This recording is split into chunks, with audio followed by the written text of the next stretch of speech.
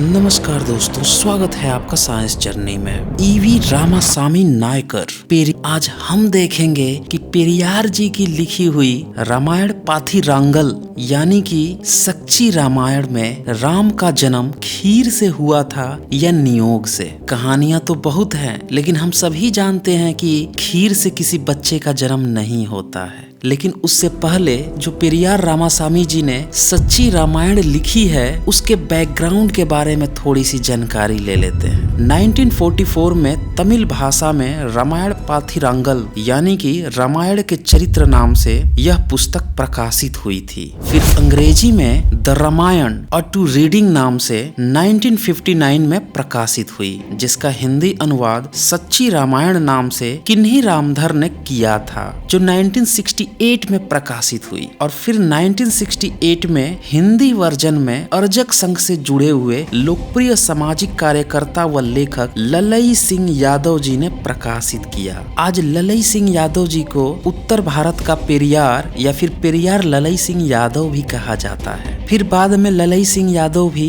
बाबा साहब की राह पर चलते हुए बौद्ध मार्ग अपना लिए थे, लेकिन उनके द्वारा प्रकाशित सच्ची रामायण का सफर इतना आसान नहीं रहा। 1968 में जैसे ही उन्होंने सच्ची रामायण प्रकाशित की, ऐसा लगा जैसे नागासाकी और हिरोशिमा पर लिटिल बॉय और फैट मैन एटम बॉम्ब गिरा दिया गया हो। दिसंबर 1969 में उत्तर प्रदेश सरकार ने इस किताब को हिंदुओं की धार्मिक भावनाओं को आहत करने के एवज में इनकी सारी प्रतियां जब्त कर ली, हिंदी की भी और अन्य भाषाओं की भी। ललई सिंह यादव ने इस प्रतिबंध के खिलाफ न्यायिक लड़ाई लड़ी। उन्होंने हार नहीं मानी और मेहनत रंग भी लाई। 7 साल बाद यानी 16 सितंबर 1976 को सुप्रीम कोर्ट ने इस किताब पर प्रतिबंध को गलत बताया एवं जब्त की गई प्रतियां ललई सिंह यादव को लौटाने का निर्देश दिया। यानी कि जो सच्ची रामायण में बातें लिखी हुई हैं, उसको सुप्रीम कोर्ट ने भी स्वीकार किया। उसके पास कोई भी चारा ऐसा नहीं बचा कि वाल्मीकि रामायण सही है या कंब रामायण सही है या तुलसी की रामायण सही है या बंगाली रामायण सही है।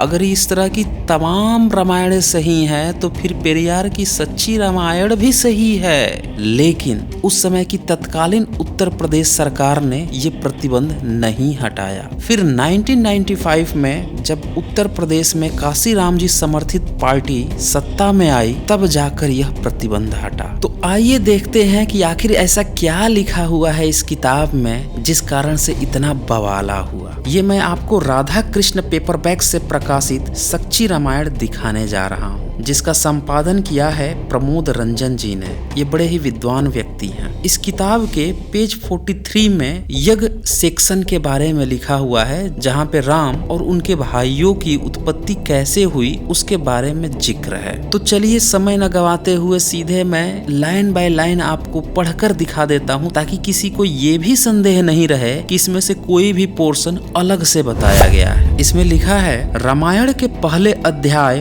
बाल कांड में इस बात का वर्णन है कि अयोध्या का राजा दशरथ पुत्र प्राप्त करने के लिए यज्ञ की तैयारी कर रहा था। उस यज्ञ में भेड़, घोड़े, चिड़िया व सांप जैसे अंडज और पिंडज लगभग सभी जानवरों को वध करने के लिए रखा गया था। पेरियार रामास्वामी आगे लिखते हैं कि यह सोच भी कितनी डरावनी है कि किसी एक मनुष्य को पुत्र प्राप्ति के लिए इतने सारे पशुओं की बलि चढ़ा दी जाए। क्या यह विश्वसनीय है कि यज्ञ कुंड में अनगिनत जानवरों की बलि से प्रसन्न होकर ईश्वर ने उसको पुत्र प्राप्त होने का वरदान दिया था? क्या देवताओं को ऐसे वध से प्रसन्नता हो सकती है? इस तरह के तमाम सवाल भी खड़े करते हैं। और आगे वे फिर लिखते हैं, यज्ञ के बारे में आप क्या सोचते हैं? दशरथ की पत्नियों में से एक कौशल्या यज्ञ के लिए लाए गए घोड़े की गर्दन को एक बार में ही धड़ से अलग कर देती है और पूरी रात इस घोड़े की देह से चिपकी रहती है। और ये सारा प्रसंग दिया हुआ है वाल्मीकि रामायण के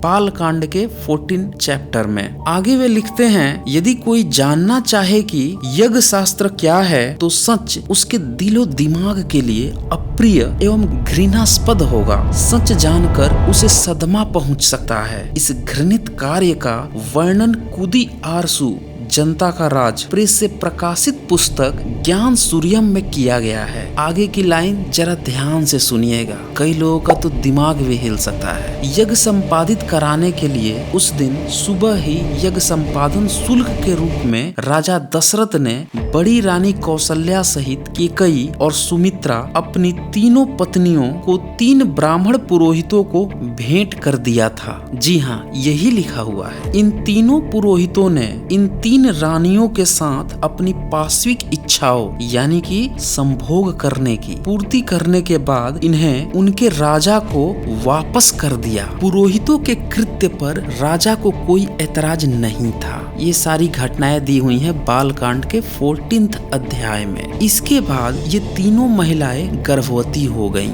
मनवंत नाथ दत्तार अपने अंग्रेजी अनुवाद में लिखते हैं कि होत और द्वायु और युक्त नामक 3 पुरोहितों के पास इन तीनों महिलाओं को गिरवी रख दिया गया ताकि वे इनके साथ मौज मस्ती कर सके। सुना आपने? आगे पेरियार जी लिखते हैं, तो फिर संतान की प्राप्ति के लिए इस तरीके से यज्ञ की क्या जरूरत थी? अगर हम इस पर ढंग से विचार करें तो पूर्णतः स्पष्ट है कि यज्ञ तथा पुराणों एवं यज्ञ शास्त्र के अनुसार संपन्न घटनाओं के कारण बच्चे पैदा नहीं हुए, बल्कि उन पुरोहितों द्वारा ही दशरथ की पत्नियां गर्भवती हुई थी। पेरियार रामास्वामी इसका सबूत भी देते हैं। वे आगे लिखते हैं कि इस बात की पुष्टि इससे भी होती है कि जिस समय यज्ञ का आयोजन हुआ उस समय दशरथ की उम्र 60,000 ईयर्स थी और उसकी 60,000 वाइफ यानी पत्नियां थीं। ऐसा कंबन ने कहा है।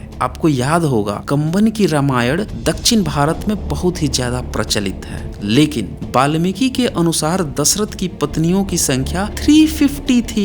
इन बातों से यह स्पष्ट है कि दशरथ काफी बूढ़ा होकर मांस का एक कामुक लोथड़ा भर ही रह गया था। आगे वे लिखते हैं, यह बहुत अस्वाभाविक नहीं है कि एक कमजोर और अशक्त बूढ़े व्यक्ति में महिलाओं के प्रति पागलपन मात्र हो सकता है, उससे संतान पैदा करने की उम्मीद नहीं की जा सकती। पेरियार रामास्वामी यज्ञ के बाद अचानक गर्भ ठहरने पर भी सवाल खड़े करते हुए ये लिखते हैं कि यह सोचने वाली बात है कि दशरथ की तीनों पत्नियां जो इतने लंबे समय से बांझ थी, क्या यज्ञ के अगले दिन उसी व्यक्ति से गर्भवती हो सकती थी जो बूढ़ा था, दुर्बल था और नपुंसक था और अपने जीवन के सांध्य वेला में पहुंच चुका था। आगे के पैरा में वो फिर सवाल खड़े करते हुए लिखते हैं, तीनों स्त्रियों को 3 पुरोहितों को सौंप दिया गया था। हर पुरोहित को एक एक महिला सुपुर्द कर दी गई। उनका वे जैसा चाहें और जब तक चाहें पूरी तरह इस्तेमाल करें। इसके बाद उन्हें राजा को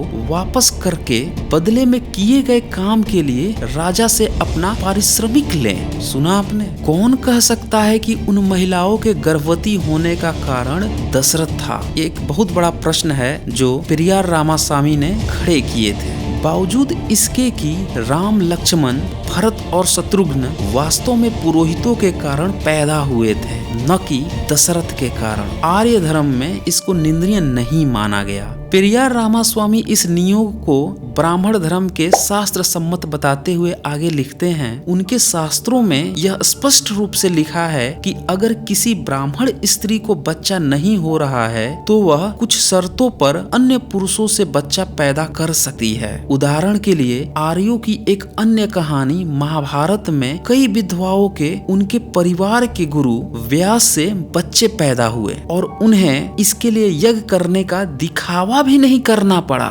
धृतराष्ट्र और पांडु इसी तरह से पैदा हुए थे। महाभारत में इस तरह से कई लोगों की पैदाइश हुई। आप सीता का ही जन्म को ले लीजिए। सीता की माँ ने किसी अनाम पुरुष के साथ कुछ समय बिताया था, जिसके बाद सीता की पैदाइश हुई और उस बच्ची को जंगल में फेंक दिया। सीता ने स्वयं स्वीकार किया था कि उसकी शादी में देरी उसके माता पिता के नाम पता न होने के कारण हुई थी। और इस तरह से इस पूरी घटना को कंक्लूड करते हुए पेरियार रामास्वामी ये लिखते हैं, यह देखकर आश्चर्य लगता है कि कई बार आर्यों के पुराणों में महिलाएं पुरुषों से गर्भवती नहीं होकर जानवरों से गर्भवती होती हैं। इन तथ्यों से यह स्पष्ट होता है कि बच्चों के पैदा होने का यज्ञ से कोई भी लेना देना नहीं है, बल्कि यह तो शराब पीने व मांस खाने और मजे लेने का महज एक समारोह होता था। तो कुल मिलाकर पेरियार रामास्वामी इनकी जो किताब है सच्ची रामायण जिसे हम हिंदी में कहते हैं, इसमें यह पूरी तरह से इस बात का समर्थन करते हैं कि राम की उत्पत्ति खीर से नहीं